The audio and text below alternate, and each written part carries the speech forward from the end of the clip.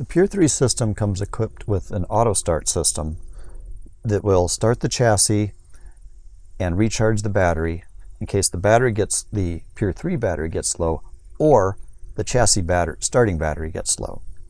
To activate the system, first set the handbrake. Using the key fob, press the middle lock button 3 times.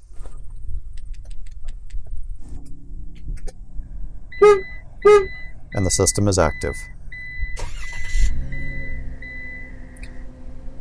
The system will start if either the chassis battery is getting low or the Pure 3 battery pack is getting low.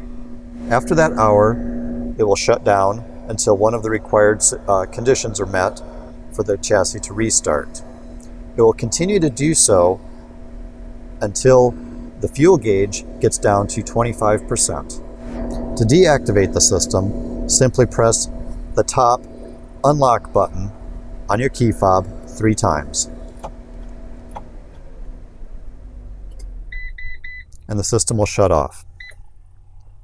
While running it is in a high idle mode at 1600 RPMs, it's normal for the RPM to occasionally drop down to a low idle and then come back up to 1600 momentarily.